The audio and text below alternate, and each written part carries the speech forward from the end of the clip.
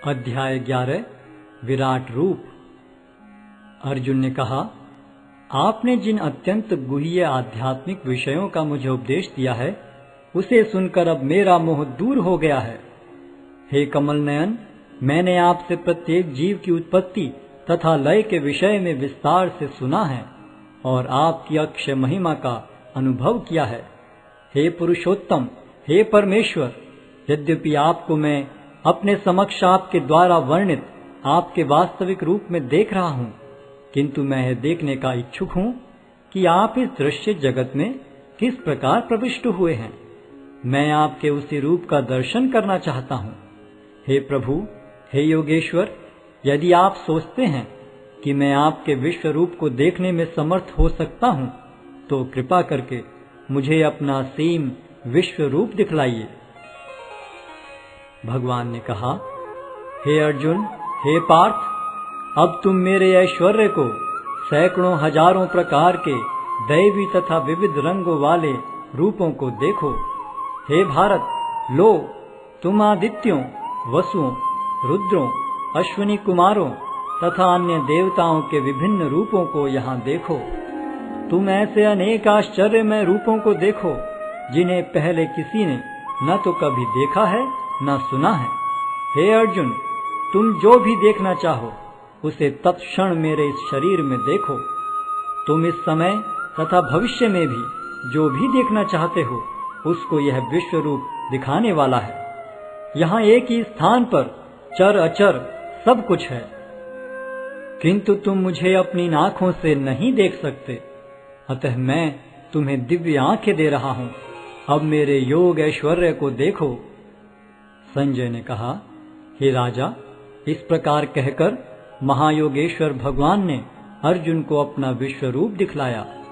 अर्जुन ने उस विश्व रूप में असंख्य मुख, असंख्य नेत्र तथा असंख्य आश्चर्य में दृश्य देखे। यह रूप अनेक दैवी आभूषणों से अलंकृत था और अनेक दैवी हथियार उठाए हुए था। यह दैवी मालाएं तथा वस्त्र धारण किए था और उस पर अनेक दिव्य सुगंधियां लगी थीं। सब कुछ आश्चर्यमय, तेजमय, असीम तथा सर्वत्र व्याप्त था। यदि आकाश में हजारों सूर्य एक साथ उदय हों, तो उनका प्रकाश शायद परम पुरुष के इस विश्व रूप के तेज की समता कर सके। उस समय अर्जुन भगवान के विश्व रूप में एक ही स्थान पर स्थित हजारों भागों में विभक्त ब्रह्मांड के अनंत अंशों को देख सका। तब मोहग्रस्त एवं आश्चर्यचकित रोमांचित हुए अर्जुन ने प्रणाम करने के लिए मस्तक झुकाया और वह हाथ जोड़कर भगवान से प्रार्थना करने लगा। अर्जुन ने कहा, हे भगवान कृष्ण, मैं आपके शरीर में सारे देवताओं तथा अन्य विविध जीवों को एकत्र देख रहा हूँ। मैं कमल पर आसीन ब्रह्मा, शिवजी तथा समस्त ऋषियों एवं दिव्य सर्पों को देख रहा हूँ। हे विश्वेश्वर, हे विश्वरूप, मैं आपके शरीर में अनेकानेक हाथ, पेट, मुंह तथा आंखें देख रहा हूँ, जो सर्वत्र फैले हैं और जिनका अंत नहीं है। आप में न अंत दिखता है, न मध्य और न आदि। आपके रूप को उसके चकाचौंध तेज के कारण देख पाना कठिन है, क्योंकि वह प्रज्वलित अग्नि की भांति अथवा सूर्य के अपार प्रकाश की भांति चारों ओर फैल रहा है। तो भी मैं इस तेजोमय रूप को सर्वत्र देख रहा हूँ, जो अनेक मुकुटों, गदाओं तथा चक्रों से विभूषित है। आप परम आद्य ज्ञेय वस्तु हैं। आप इस ब्रह्मांड के परम आधार हैं। आप अव्यय तथा पुराण पुरुष हैं। आप सनातन धर्म के पालक भगवान हैं। यही मेरा मत है। आप आदि, मध्य तथा अंत से रहित हैं। आपका यश अनंत है। आपकी असंख्य भुजाएं हैं और सूर्य तथा चंद्रमा आपकी आंखें हैं। मैं आपके मुख से प्रज्वलित अग्नि निकलते और आपके तेज से इस संपूर्ण ब्रह्मांड को जलते हुए देख रहा हूँ।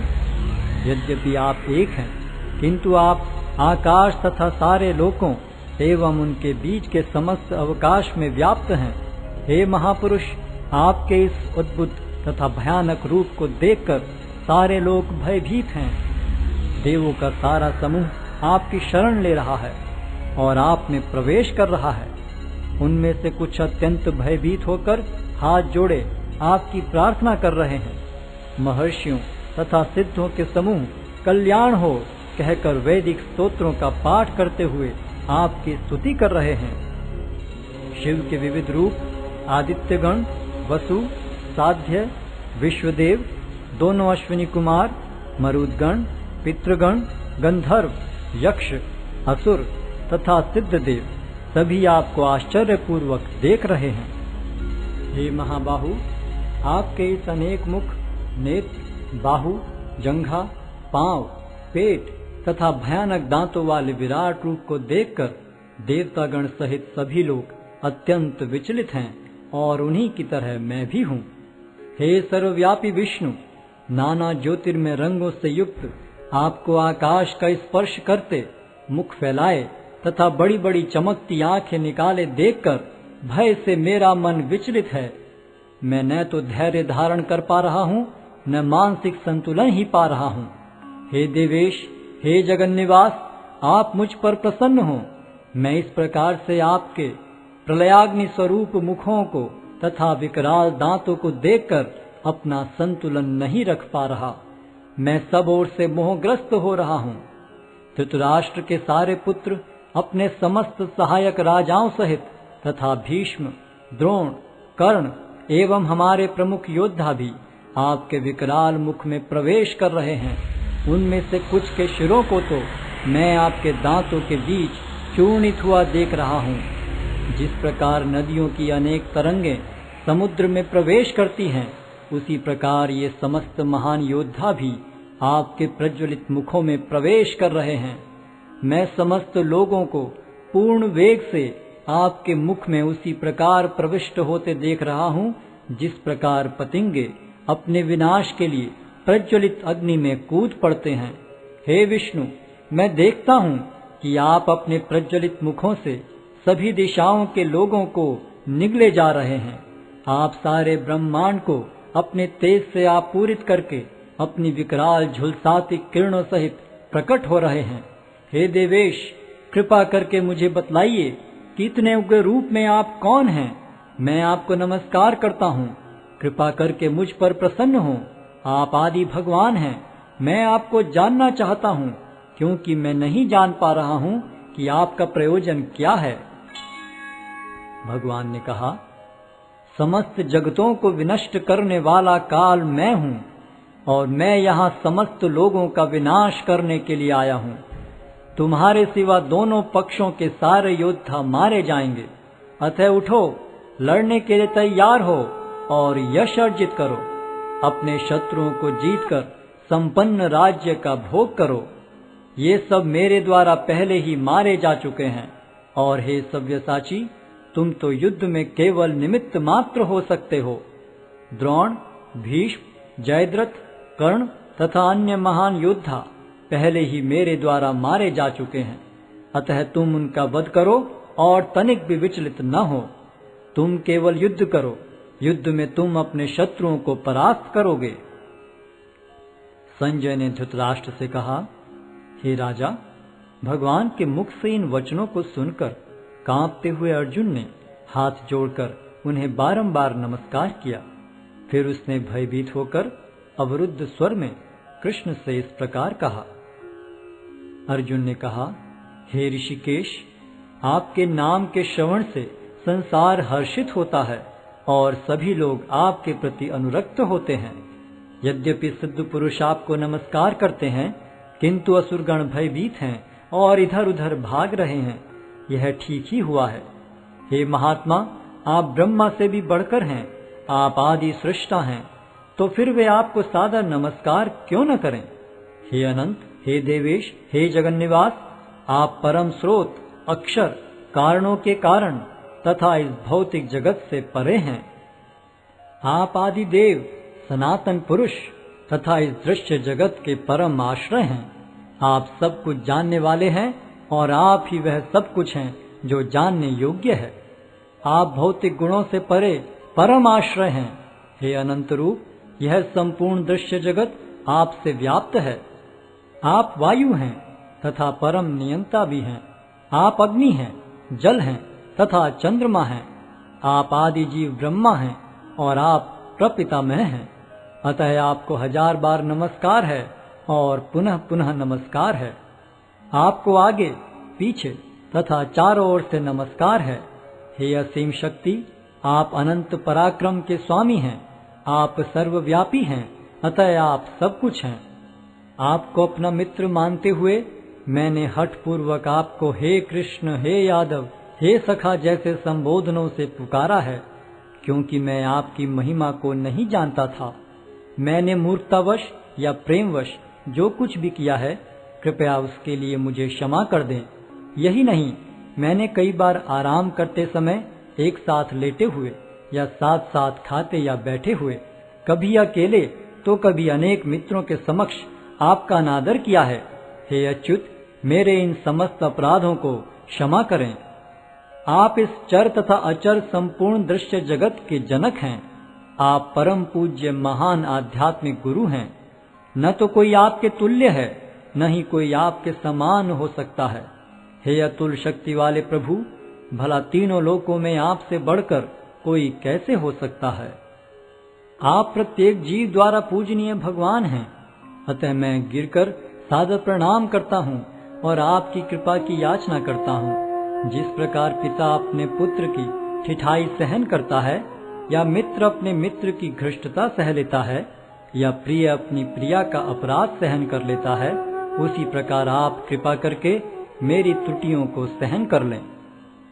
पहले कभी न देखे गए आपके इस विराट रूप का दर्शन करके मैं पुलकित हो रहा हूँ, किंतु साथ ही मेरा मन भयभीत हो रहा है। अतः आप मुझ पर कृपा करें और हे देवेश, हे जगन निवास, अपना पुरुषोत्तम भगवत स्वरूप पुनः दिखाएं। हे विराट रूप, हे सहस्त्रभुज भगवान, मैं आपके मुकुटधारी चतुर्भुज रूप का दर्शन करना चाहता हूँ, जिसमें आप अपने चारों हाथों में शंख, चक्र, गदा तथा पद्म धारण किए हुए हों। मैं उसी रूप को देखने की इच्छा करता हूँ। भगवान ने कहा, हे अर्जुन, मैंने प्रसन्न होकर अपनी अंतरंगा शक्ति के बल पर तुम्हें इस संसार में अपने इस परम विश्व रूप का दर्शन कराया है। इसके पूर्व अन्य किसी ने इस असीम तथा तेजोमय आदि रूप को कभी नहीं देखा था। हे कुरुश्रेष्ठ, तुमसे पूर्व मेरे इस विश्व रूप को किसी ने नहीं देखा, क्योंकि मैं न तो वेदाध्ययन के द्वारा, न यज्ञ, दान, पुण्य या कठिन तपस्या के द्वारा इस रूप में इस संसार में देखा जा सकता हूँ। तुम मेरे इस भयानक रूप को देखकर अत्यंत विचलित एवं मोहित हो गए हो। अब इसे समाप्त करता हूँ। हे मेरे भक्त, तुम समस्त चिंताओं से पुनः मुक्त हो जाओ। तुम शांत चित्त से अब अपना इच्छित रूप देख सकते हो। संजय ने धृतराष्ट्र से कहा। अर्जुन से इस प्रकार कहने के बाद भगवान कृष्ण ने अपना असली चतुर्भुज रूप प्रकट किया और अंत में 2 भुजाओं वाला अपना रूप प्रदर्शित करके भयभीत अर्जुन को धैर्य बंधाया। जब अर्जुन ने कृष्ण को उनके आदि रूप में देखा तो कहा, हे जनार्दन, आपके इस अति सुंदर मानवीय रूप को देखकर मैं अब स्थिर चित्त हूँ और मैंने अपनी प्राकृत अवस्था प्राप्त कर ली है। श्री भगवान ने कहा, हे अर्जुन, तुम मेरे जिस रूप को इस समय देख रहे हो, उसे देख पाना अत्यंत दुष्कर है। यहाँ तक कि देवता भी इस अत्यंत प्रिय रूप को देखने की ताक में रहते हैं। तुम अपने दिव्य नेत्रों से जिस रूप का दर्शन कर रहे हो, उसे न तो वेदाध्ययन से, न कठिन तपस्या से, न दान से, न पूजा से ही जाना जा सकता है। कोई इन साधनों के द्वारा मुझे मेरे रूप में नहीं देख सकता।